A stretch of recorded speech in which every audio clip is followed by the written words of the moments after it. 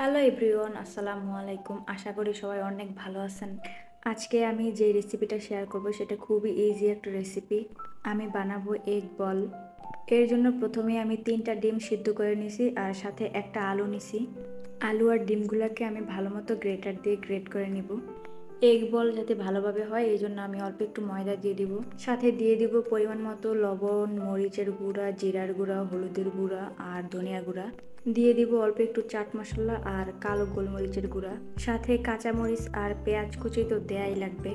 সব কিছু দেওয়া শেষে সবগুলো উপকরণ ভালোভাবে মিশিয়ে নিব।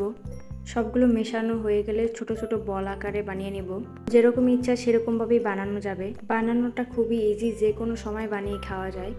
বিকালবেলা আর সন্ধ্যার দিকে এসব জিনিসের কদর বেশি বাড়ে। তখন কম বেশি সবারই একটু ভাজা পোড়া খেতে ইচ্ছে করে। তখন কম সময়ের মধ্যে ঝটপট করে এই জিনিসগুলো বানিয়ে খাওয়া যেতে পারে। হয়ে গেল আমার ছোট ছোট গোল এগ বল।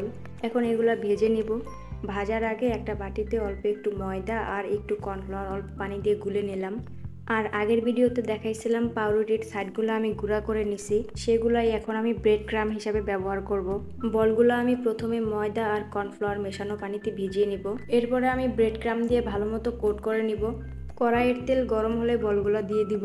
এই একইভাবে সবগুলো বল আমি ভেজে নিব। আপনারা যদি কেউ ট্রাই করেন, চিজ আর ধনিয়া পাতা বাসায় থাকলে অবশ্যই দিবেন।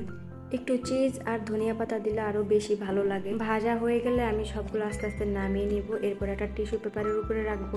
হয়ে গেল আমার এগ বল। আপনারাও ট্রাই করতে পারেন, আশা করি ভালো লাগবে। বলগুলোতে আমি টুথপিক গেঁথে দিলাম যাতে খেতে সুবিধা হয়, না দিলেও কোনো সমস্যা নাই। ভিডিওটা এই পর্যন্তই, আশা করি সবার ভালো লাগবে। কথা হবে অন্য কোনো ভিডিওতে। সবাই ভালো থাকবেন। আল্লাহ হাফেজ।